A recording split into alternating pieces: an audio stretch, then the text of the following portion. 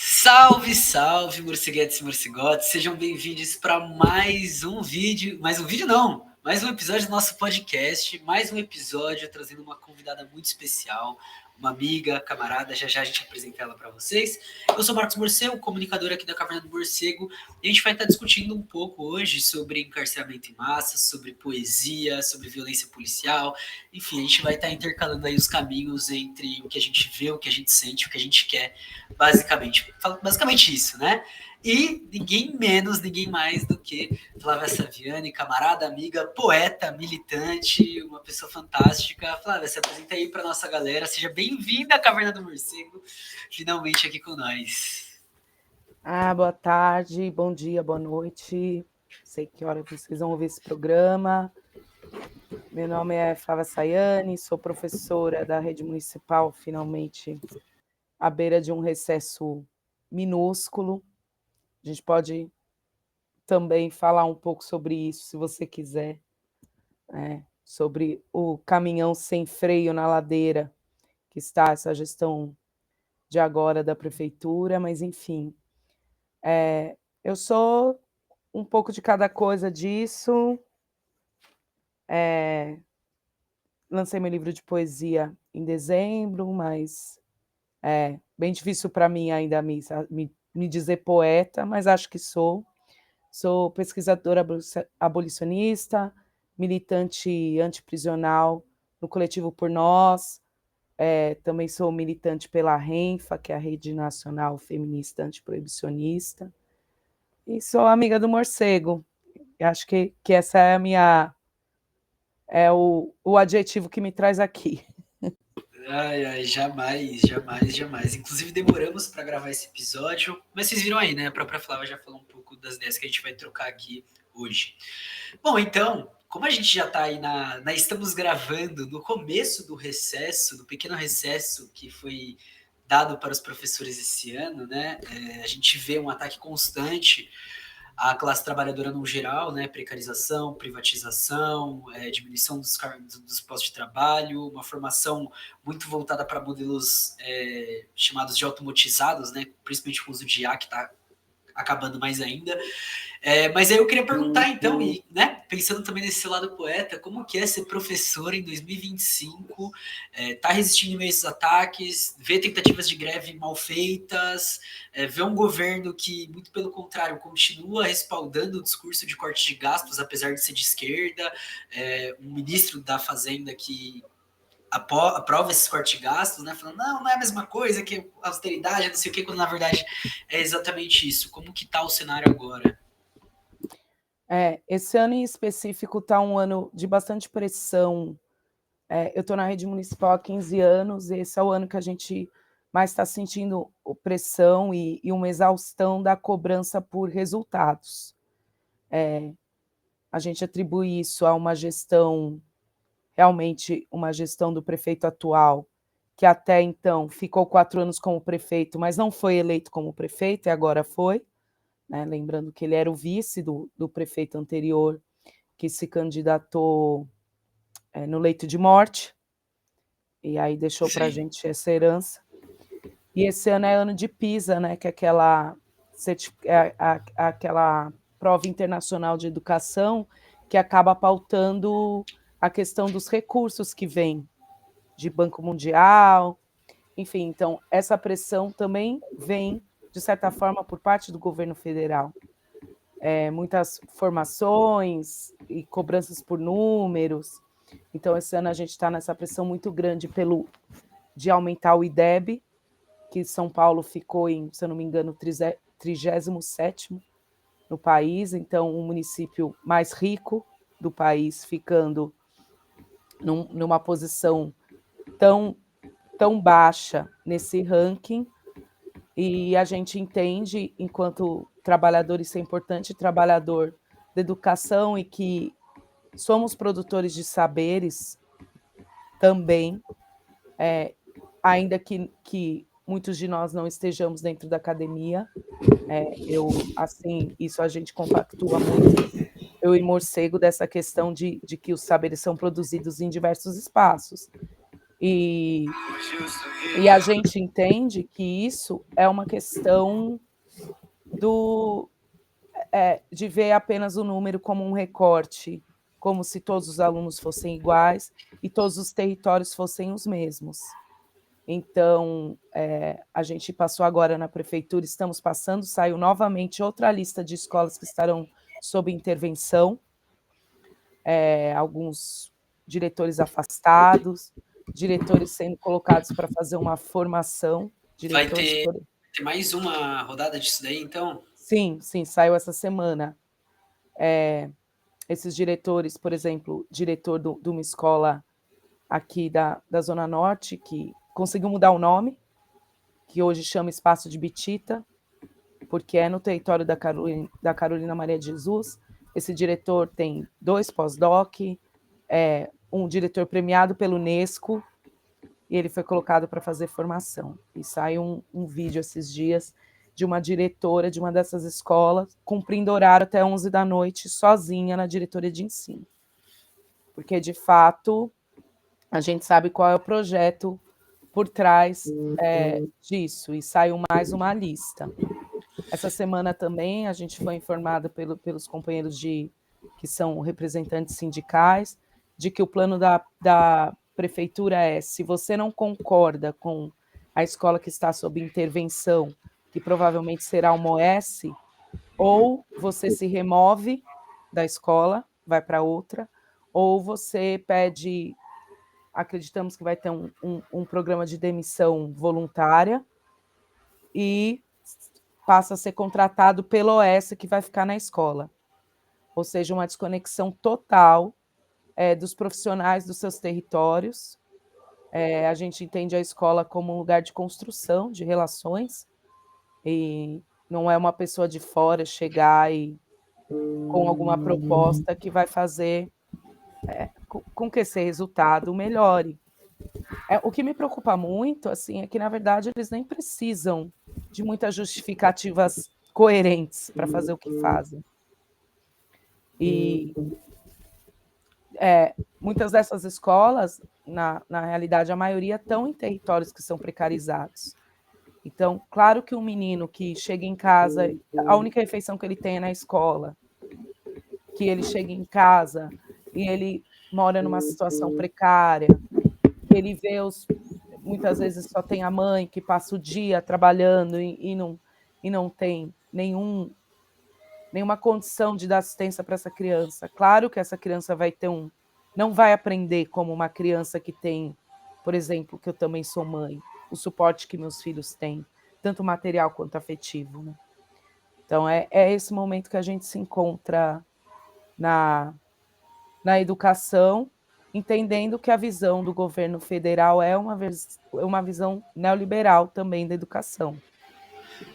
Bem interessante isso que você traz, né? A gente, na caverna do estudo muito América Latina, né? E a gente vê ali essa virada dos anos 70 para os anos 80, final das ditaduras, exceto a do Chile, que é a ditadura neoliberal, né? Do Pinochet. E a gente fala muito sobre esse processo justamente de transferência da decisão financeira para o FMI, para o Banco Mundial. Em contrapartida, as dívidas de todos os países aumentam, né? Para quem acompanha o Brasil hoje, uma das grandes desculpas que eles utilizam para tudo, inclusive para o corte de gastos, é o aumento da dívida pública. E aí a gente coloca o nosso próprio processo como um processo de educação a nível nacional, de um país enorme, de um país que tem suas particularidades, a depender de cidades, bairros, de culturas, de povos, enfim, conforme você vai andando, você vai vendo essas diferenças, e tudo pautado em torno de um número, né? E tudo pautado em torno de um resultado para gerar esse dinheiro para essa galera.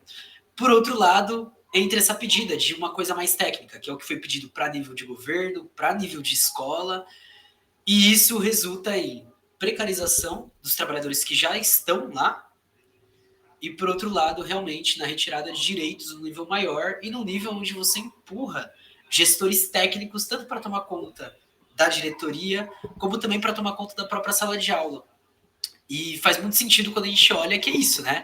Não deixou de existir essa coisa de que eles querem a gente trabalhando igual máquina, que eles querem a gente como seres realmente que não pensam, que não olham para o lado, que simplesmente sentam, seguem o que é feito voltam para casa, independente do que aconteça, como você falou, essas questões sociais, econômicas, políticas do próprio núcleo familiar, de amizades e comunidades, é deixada de lado para pensar essa estrutura escolar. Muito forte isso, muito forte isso. E aí eu queria, então, trazer não sei se bem uma pergunta, mas talvez uma coisa para a gente começar a conectar, né? Você vê alguma relação entre esse nível, de um lado, do neoliberalismo, do outro, de uma nova forma de escravização social, que como o Kropotkin já falava, o Marx já falava que o trabalho assalariado ele é escravização social, né? No fundo, a gente está meio que falando disso. Eu estava lendo o Kropotkin ou o Cafiero, acho que foi o Cafiero, estava lendo agora há pouco, e aí ele fala, né? Não era o Cafiero, foi a galera do grupo Crisis, que é aquele grupo alemão lá, não sei o quê. E eles falam essa fita, né, de que enquanto a gente permanecer no trabalho, a gente vai permanecer alimentando esse sistema, porque é essa a opção que ele dá. Ou você morre de fome, ou você trabalha até morrer. Ponto. Mas e aí, se você consegue enxergar alguma relação entre isso e a própria militarização que acontece nos espaços, né? Lembrando que, seja no Paraná, seja aqui com o Tarcísio, aqui em São Paulo, rolou essas propostas de vamos militarizar as escolas e não sei o quê, blá, blá, blá, inclusive como um sinal desse desenvolvimento dessa tecnicidade, né? Porque o militar é alguém que ouve, cumpre tarefa e faz. Você enxerga algum movimento acontecendo já aqui em São Paulo? Alguma coisa ainda que está sendo explorada? Porque Tarcísio tentou até aprovar algumas coisas que acabaram recuando, outras foram para frente. Como que está esse panorama também? Antes eu queria falar que você falou da dívida, né? A Federici ela chama, tem vários autores que falam, né, da economia, dessa questão da economia da dívida e tal, mas a Federici ela fala que a nova acumulação primitiva é a dívida, ela vem por meio da dívida. Então a gente é muito refém como pessoa física, e a gente vê agora isso que acontece na educação, e educação que é a última fronteira, pelo menos na cidade de São Paulo, da privatização, onde até cemitério foi privatizado. E eu estou terminando também de ler o Realismo Capitalista, e bem assustada, porque parece que o Mark Fisher tá assistindo. Ele fala num contexto de início dos anos 2000, no Reino Unido, governo Tony Blair e tal. E ele escreve umas coisas que eu converso com o livro, e aí esse livro é muito bom, que ele tem um respiro também para a gente poder escrever. Parabéns, Autonomia Literária, por isso, obrigada. Porque eu gosto de dialogar com o livro, então tem alguns trechos que eu escrevo. Está assistindo o que está acontecendo agora. Isso aqui é a escola hoje. Porque ele tanto fala do papel do professor, né, que ora é um animador de auditório, ora é alguém que está ali para ser um papel de policial mesmo. E o que ele diz sobre essa questão da educação no neoliberalismo, né? Agora, essa questão do técnico, tem uma coisa que eu falo muito para os meus colegas, aí eu vou dizer, por exemplo, o caso da inclusão, né, dos alunos que têm alguma deficiência que estão na escola. São salas com 30 alunos, 32, 35, às vezes 2, 3 alunos com deficiências com grau de suporte alto. A prefeitura, por exemplo, tem os estagiários, mas cada vez menos estagiários, porque ninguém quer ser professor. E aí, muitas vezes, os colegas falam, falta formação. E eu falo, pelo amor de Deus, para de pedir formação. Não falta formação. Falta estrutura, falta menos aluno por sala, falta profissionais, não é formação, porque a formação do professor é um grande mercado hoje. Então, a gente precisa falar sobre isso, sabe? De muitos institutos, tem uma moça aí, que ela nunca colocou, não vou falar o nome dela, não sei se eu falo, né? Mas se sinta à vontade, viu? Aqui na caverna a gente geralmente fala mal das pessoas, mas só se quiser então, também. Não, é uma pessoa que eu tenho um ranço específico, assim, há muitos anos, que é a Priscila Cruz, do Todos pela Educação. Mentira, não é Todos. Eles não... não falariam todos. Mas, enfim, que eu falo, essa moça nunca botou esse saltinho dela num chão de escola pública. E é ela que está lá falando. Instituto Lehman, enfim. Aproveitar que a gente fala mal, aí, Lema, o que é seu tá guardado, tá? Exato, o único bilionário que a gente vai deixar escolher a última refeição, quando chegar a revolução, é o Walter Salles. É isso, muito bom, muito bom. Você não, Lema. Não, pelo amor de Deus. Realmente, eu lembro, né, dessa fita de licenciatura que a galera tava falando, pô, tem uns institutos que eles dão uns cursos que te garantem pontuação e não sei o quê, blá, blá, blá, blá. E no fim é isso, né? Eu acho interessante caminhando um pouco entre Silvia Federici e a Jack Wong, que eu sei que você também deu uma lida, tudo. Eu acho interessante como elas conseguem observar os novos mercados que o capitalismo vai abrindo, né? Porque é isso. A Rosa, quando ela tá lá na acumulação do capital falando, ela fala, ó, galera, o bagulho uma hora esses recursos vão acabar. Porém, a gente sabe que principalmente em momentos de crise são momentos que o próprio capitalismo se utiliza para atualizar para onde ele vai explorar, né? É assim que vem o imperialismo, é assim que vem a questão financiarizada, a mundialização. E hoje a gente acompanha um processo dentro do neoliberalismo que em pouquíssimo tempo já mostra que não funciona. Enfim, você que acompanha a Caverna do Morcego já deveria saber isso, já deveria estar ciente que não funciona. Mas às vezes tem uma galera que chega aqui agora, né? E é isso. E aí mostra que não funciona. Mas ele não deixa de tentar extrair recursos, né? Então você abre um mercado dentro do grupo de professores, aí você abre um mercado de IA e Big Tech para você olhar e você falar, a gente vai colocar a Big Tech no seu quintal, e você volta para um processo que vai desde a acumulação primitiva do capital, daquele modelo como ela foi formulada, de você entrar na terra, tomar mais terra além do que eles já tomaram, tomar água, tomar energia, e ainda por cima tomar os nossos empregos, enfim, e acumular dados conforme que a gente produz e tal. Eu acho bem interessante como a Silvia Federici e a Jack Wong, por caminhos distintos, ajudam a gente a estruturar isso. E aí, como que se dá esse processo, então, amiga, de olhando para tudo isso, escrever um livro sobre poema que junta um pouco do que é essa vida social, econômico, político, com muito da vida pessoal, com muito dos aprendizados, com muito das caminhadas, inclusive caminhadas que, conhecendo você, sei que não foram realizadas sozinhas, né? Que muitas pessoas estiveram aí entre idas e vindas. Como que é esse processo também? Porque eu acho uma coisa legal da galera que está acompanhando a Caverna atualmente, que é uma galera que gosta de escrever, que gosta de ler, ou que está aprendendo essas coisas, né? Então, trazer uma pessoa que também escreveu, que também tem coisa, inclusive, gente, o livro da Flávia, vou deixar na descrição, obviamente. Agora Sou Argila, pela editora Libertinagem, tá? Então adquira o seu também. Aproveita aí.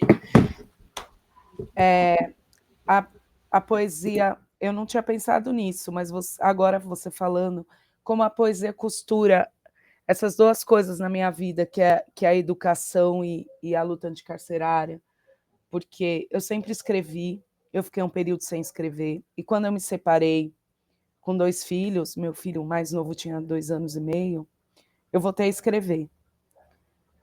E aí eu escrevo de um outro lugar, porque a maternidade, ela descortina muitas lutas, né? Eu acho que você sente muito mais e você enxerga muito mais o peso do patriarcado, ainda que eu seja uma mulher branca e com uma condição de estabilidade financeira, a gente enxerga muito mais. Eu me lembro quando o meu filho nasceu e num hospital público, assim, no IANSP, né? No hospital, que eu era professora do estado também, que eu estava assim, as mulheres que são mães vão saber o que é um puerpério, você acabou de parir, você está sangrando, você está com dor.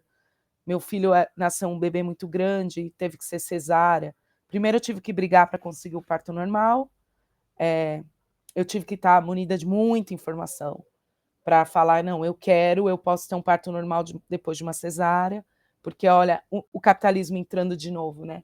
Minha primeira filha nasceu, eu tinha o plano de saúde do meu pai, que era professor também, de escola particular, tal, então, assim, ele tinha um plano de saúde bom, e ele nasceu na Promatre, que é uma maternidade bastante festejada, e me foi roubado o direito de ter um parto normal, porque o médico falou, sua filha tá grande e tem que ser cesárea. E minha filha nasceu pequena, minha filha nasceu com, que fala, aquela icterícia do recém-nascido que tem que tomar banho de luz. E hoje eu sei que se Sim. ela tivesse esperado mais, não seria necessário, enfim. E aí eu tive que brigar, mesmo no IANSP, dizer que eu podia tentar um parto normal. E quando eu entrei em trabalho de parto, enfim, por questões, teve que ser cesárea, então já é mais difícil, a dor e tal. E eu tinha que brigar. Eu fiquei sem acompanhante, porque o IANSP estava com reforma e não tinha onde acompanhante ficar. Puta que pariu. E um bebê de 4 quilos. Enfim, e eu tinha que brigar todo dia para não dar mamadeira para o menino. Porque todo dia, então, assim, esse absurdo de num hospital público, que o IANSP a gente, como servidor, paga um pouco, você ter que brigar, tive que brigar mesmo, para falar: meu filho não vai tomar fórmula, porque ele vai mamar, que é o básico, né? Assim, da natureza. E ali ficou para mim bem claro, assim, como vai pesando essa questão do capitalismo mesmo. Era uma linha de produção, e toda hora vinha um. Eu lembro que tinha um bebê no mesmo quarto com a gente que a mãe não conseguiu dar de mamar, porque, claro, para o bebê é mais fácil tomar a fórmula do que fazer todo esse trabalho, né? Então, eu contei tudo isso para dizer que como a maternidade me colocou num outro lugar, e aí eu fui convidada pelo Grêmio da escola que eu trabalhava a fazer um coletivo de meninas. E aí, nesse coletivo, além da gente falar de questões de gênero, tudo, eu trabalhava poesia também com elas. Através desse projeto, durante a pandemia, um supervisor de ensino que continua super militante aí na educação, aqui da Zona Norte, chamou a gente para fazer um sarau online. E aí eu conheci os poetas do Tietê, e os poetas do Tietê faziam até então sarau Asas Abertas, em parceria, né, com Asas Abertas, dentro da penitenciária feminina da capital. E aí a poesia que me levou, a poesia com as alunas, que me levou até o que passou a ser o meu tema de pesquisa até então. Meu tema de pesquisa, a princípio, eram os saraus que aconteciam na PFC, mas com a pandemia nunca mais voltou esse sarau lá no feminino, e eu pesquisando, cheguei no coletivo Por Nós, que é um coletivo que é formado por mulheres, foi fundado por mulheres que passaram pelo cárcere, a Iabatia e as irmãs, né, Iabatia e Meire Gelo. E aí passei a me voluntariar para as ações de saidinha, que é quando a gente faz atendimento na porta da prisão no período de saidinha temporária, aquele de saída temporária, que acontece 4 vezes ao ano. E aí fui ficando no coletivo e hoje, né, eu faço parte da gestão do coletivo como uma mulher sempre, né, sempre pedindo muita licença, muito honrada por esse espaço, por ser uma mulher branca, por ser uma mulher que não teve a vida atravessada pela violência de Estado, que é o cárcere. E aí eu estou defendendo minha pesquisa de mestrado, vai ser aberta, dia 14 de agosto, às 14h30, na FEFELESH, no prédio de Sociologia, e também vai ter o link, quem quiser assistir, né? Toda a defesa, é importante falar isso, né? Que as pessoas... O Chavoso fala isso, né? Muito. As pessoas nem sabem que a USP, muitas vezes, é gratuita, que não precisa pagar. Então, preciso dizer também que toda defesa, tudo que a gente produz na universidade pública, ela é da população. Então, quem quiser assistir, é aberto. E aí eu defendo essa minha pesquisa em que eu falo sobre redes como redes de cuidado e afeto entre mulheres sobreviventes do cárcere, permitem que elas sobrevivam nas ruínas da vida pós-cárcere. O que fica dessa destruição, que é a ação do Estado na vida dessas mulheres. Caralho, enfim, Vocês entenderam agora porque a Flávia está aqui, né? Ela fala que o maior qualidade é ser minha amiga. E aí eu inverteria um pouco isso também, porque, primeiramente, eu fico contente toda vez que a gente troca ideia, a gente conhece um pouco mais um do outro, mas também por entender que boa trajetória, para quem não sabe, tá? Foi a Flávia que trocou ideia com o pessoal da Igraqueniga. Salve Alan, salve Bruno, um grande beijo. Para eles enviarem os livros, né? Então a nossa série sobre abolicionismo, ela só vai ter uma continuidade por causa da Flávia, que é quem me inseriu nisso, quem me chamou para os eventos, quem chegou e falou vamos colar e tal. Ainda não colei uma saidinha, inclusive. Família, para quem quiser fortalecer esse corre, entra lá por nós, entre em contato, as redes sociais também vão estar aqui na descrição. Ah, tem uma rifa boa. E Falar, tem uma rifa, pode aqui falar, tá fica à meu vontade. livro. Calma aí, mas a rifa vai até quando? Que o episódio ele vai pro ar no Ah, meio do mês de julho. não, tá lá a rifa. Ainda a gente não decidiu quando vai fechar, porque a gente não conseguiu vender tantos números. Para que essa rifa, gente, principalmente. A Por Nós é um coletivo que não tem financiamento nenhum. A gente está com um financiamento do Fundo Brasil, mas é para a produção de uma cartilha por sobreviventes do cárcere, para sobreviventes do cárcere. Mas, enfim, as nossas ações, essa mesa da saidinha, não tem. E o dinheiro vai basicamente para a gente pagar a passagem das meninas, porque elas saem. Isso é importante também falar, que em agosto do ano passado aconteceu um mega bonde, está fazendo um ano. Todas as meninas que estavam na PFC, a PFC é aqui no Carandiru, Zona Norte, do lado do metrô, do lado de avenidas, um lugar muito bem localizado. E elas voltaram todas para o Butantã. O centro do Butantã, ele é na beira da Raposo Tavares. Ele não tem nada perto. O banco mais perto é a 20 minutos caminhando. A estação de metrô mais perto é meia hora. E muitas vezes essas meninas saem, mesmo as que trabalham, elas saem com um cheque, que chama pecúlio. Onde que elas vão trocar o cheque? Para poder pegar o ônibus. Então, a primeira vez que elas saíram em setembro do ano passado, nenhuma tinha nada, não tinha como. Porque, assim, isso é uma coisa que é bastante dita, né? Que o número de pessoas que visitam, que vão esperar na saidinha as mulheres, é muito menor do que os homens. Na PFC, era pouco, mas era um pouco mais, porque é um lugar muito mais fácil de chegar. No Butantã, tem uma mãe em específico que a gente acaba conversando e sabendo, pegando o número do WhatsApp, que ela não foi em nenhuma saidinha porque ela tem medo. É uma senhora mais velha. A saidinha começa às 6 horas da manhã, então isso também já prejudica pelo horário, o horário que abre metrô e pega ônibus, enfim. E ela tem muito medo que ela não vai saber chegar lá. Então, muitas meninas também estão saindo sem ninguém esperando. E nessa primeira saidinha, elas saíram sem nada. Na segunda saidinha, a Por Nós conseguiu, a Meire, que faz estágio, que é uma mulher muito foda, que hoje está se formando assistente social esse ano.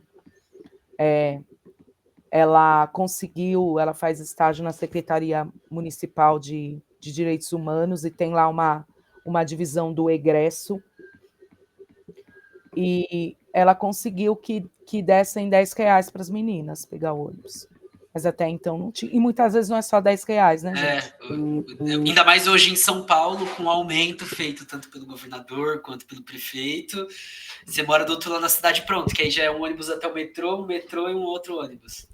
O intermunicipal aqui para Guarulhos já está quase R$7.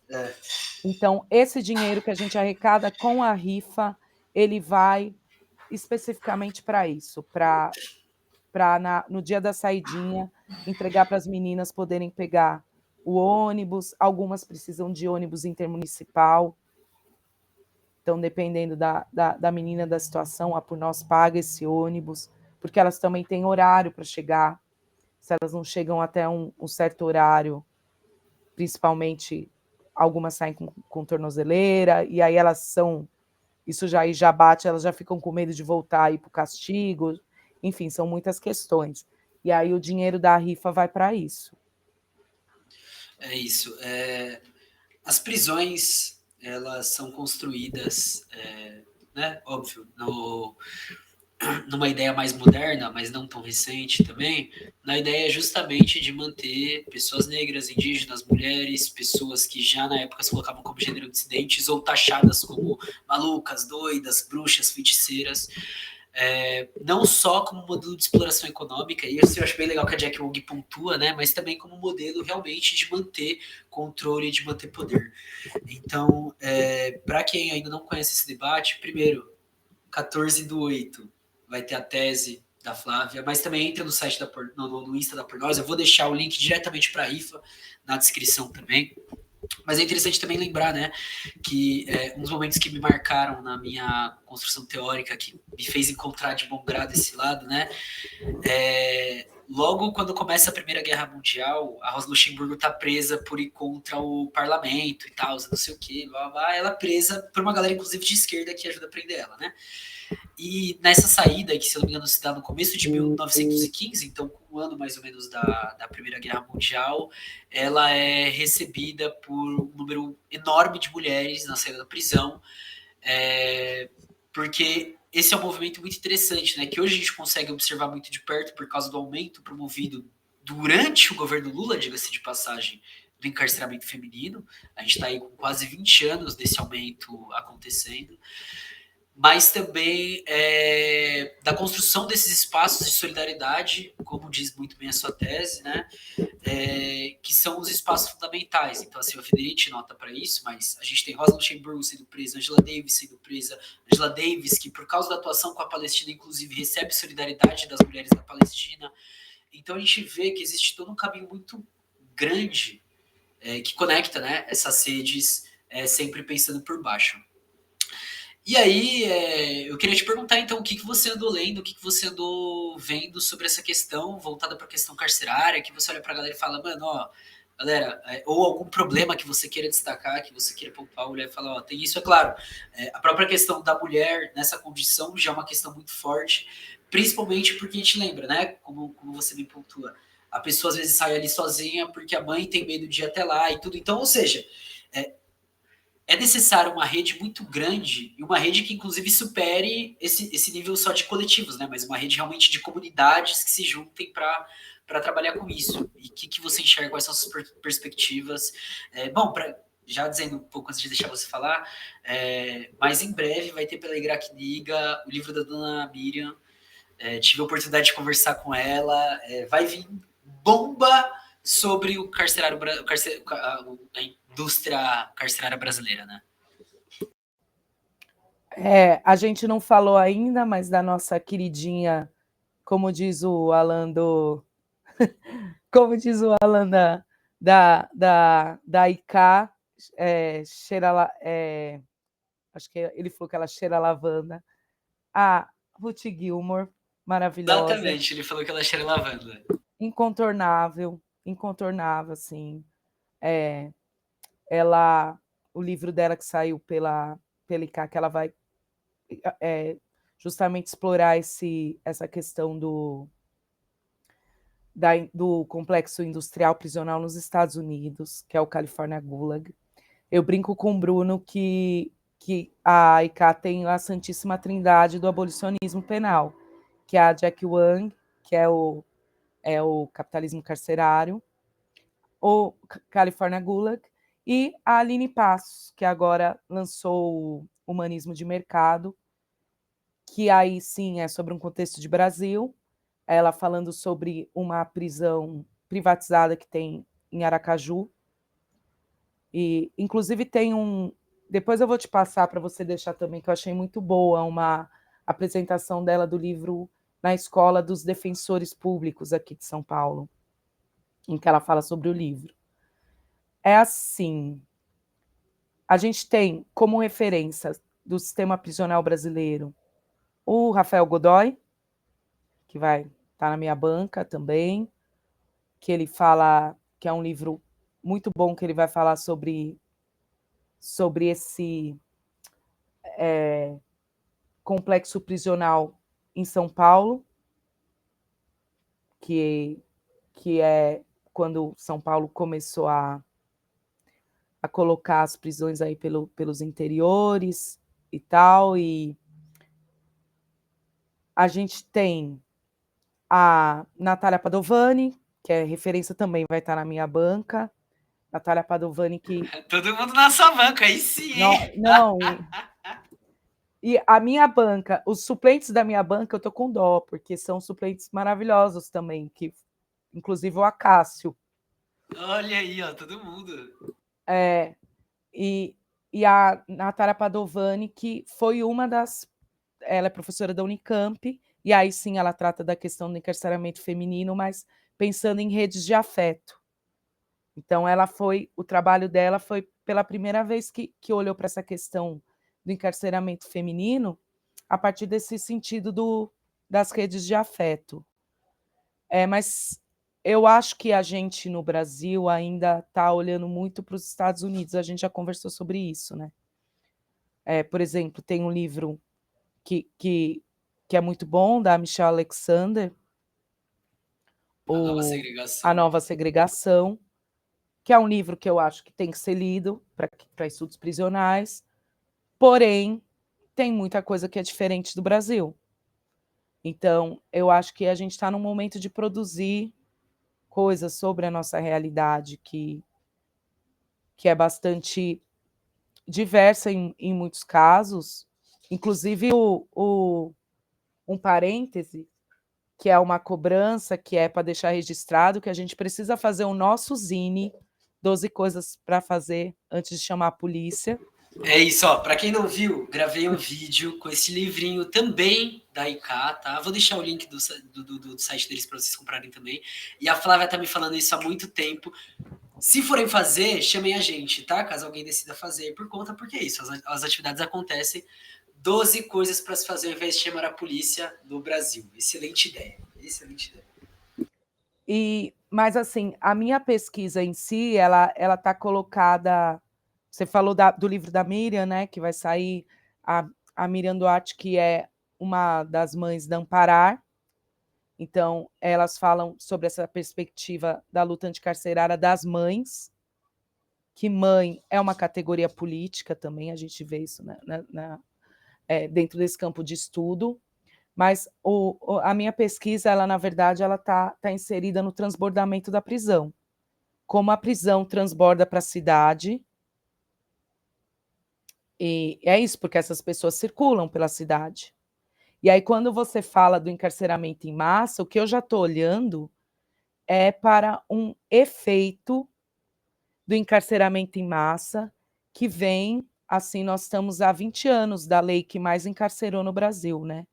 Praticamente ano que vem faz 20 anos, que é a lei antidrogas, assinada pelo presidente Lula, que não faz um meia-culpa, isso me irrita bastante nele, porque agora vai começar um mutirão de desencarceramento, dizem, né?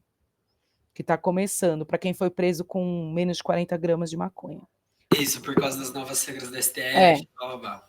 Mas o Lula, assim, não finge que não vê que a lei antidrogas encarcerou aumentou em quase 700% o número de mulheres encarceradas em 10 anos. É uma lei... Sabe que eu estou ouvindo muito Bezerra? E aquela Vou música... apertar, mas não vou acender agora. Então, mas aí, né, o cara era um cronista, né? E aí eu vou até pegar o trecho que eu sei de cor, mas para eu não errar, porque outro dia eu estava ouvindo e eu falei... Eu estou amando você citando Bezerra da Silva, mano. Referências nada ortodoxas. Mas é De isso, fato. né? São esses saberes de outros lugares, porque ele fala a letra, que ele fala se Leonardo dá 20, por que é que eu não posso dar 2? E aí ele chega, agora eu não estou achando a letra aqui. Nossa, achei que era mais fácil achar. Se Leonardo dá 20, por que eu não posso dar 2? Tá aí. E aí ele fala o que o delegado fala para ele, né? O delegado fala para ele que o Leonardo é Leonardo, ele é rico e poderoso e não perde a pose, e você que é pobre e favelado, só deu 2, vai ficar grampeado no 12. E aí tem a parte que o delegado meio que fala assim, não tem o que fazer, né? Assim, infelizmente, aqui na lei dos homens, a gente vale o que é e somente o que tem. Então, assim, quando eu ouvi isso, eu falei, caralho, ele previu essa lei antidrogas, que no artigo 38, parágrafo 2, coloca na mão do agente público e do juiz decidir quem é. E tá lá os critérios, assim. Até a vida pregressa da pessoa conta. Então, isso explica muito porque que um menino que está dando 2 em qualquer quebrada pode ser colocado como traficante, e o playboy na porta da PUC, porque vocês já passaram na porta da PUC. Sempre foi legalize lá. É muito forte isso que você fala. Eu decidi mesclar algumas coisas naquela série sobre lei de drogas, né? Então eu vou trabalhar agora com o Abdul Kalan e com o Carlos Marighella, depois vou para Jack Wong e Angela Davis, e depois eu volto para o Dias Nascimento, né? Eu tava lendo os escritos dele de quando ele foi preso. E aí tem essa fita, que é uma coisa que ele fala, isso em 1943, né? Depois que eu pisei os meus pés na penitenciária, eu senti que eu estava marcado por uma coisa que ia me carregar para o resto da vida, né? E é meio que essa fita, realmente. A prisão não é uma marca de reintegração social, muito pelo contrário, é uma marca de exclusão social, enquanto ainda tenta, de um lado, tirar o que puder economicamente da pessoa, se apoderar politicamente do corpo da pessoa e socialmente você criar uma coisa que vai ser essa anomalia e o problema da sociedade, né? É muito louco como vai se construindo isso. E Bezerra é um gênio. Eu acho muito legal, e esse é o olhar da poeta, né? De olhar e falar, caralho, estava ouvindo uma música e ela mostra justamente os desenvolvimentos políticos que estavam acontecendo, que iam acontecer anos depois, né? Muito sinistro, muito sinistro. Porque sempre foi assim, essa lei foi e colocou no papel. E aí o Lula não diz um A sobre isso, e está tudo bem, está privatizando prisão, né? Que foi na primeiro ano dele, teve a privatização da penitenciária no Rio Grande do Sul, é um governo bastante punitivista, vide a Bahia, o que faz o governador do PT, hoje a E PM. vide os próprios petistas e o que eles pedem, né? Exatamente. Mas, assim, falando do efeito de encarceramento em massa depois, eu vejo que um dos efeitos é essa massa de sobreviventes do cárcere, que são pessoas que passaram, né, de uns anos para cá, geralmente a pessoa fica, né, tráfico de drogas, aí eles sempre enfiam uma associação para o tráfico, uma formação de quadrilha, acaba dando 8, 10 anos. E essas pessoas começaram a sair. E aí que eu vejo que também começa a se abrir um novo mercado, né? Que é por onde eu quero andar na minha pesquisa de doutorado. Interessantíssimo, interessantíssimo. Então, em breve, Flávia estará pesquisando as coisas que ainda estão por vir. E eu espero que venha, assim como Jack Wong, regado de poesias para um futuro diferente, para um futuro melhor. Porque, olha... Eu falei a gente tem isso, né? Vem com os baldes de água fria, mas no final eu disse isso para o Gonzo, que ele gravou um episódio do Vira Casacas essa semana, e assim é um monte de merda.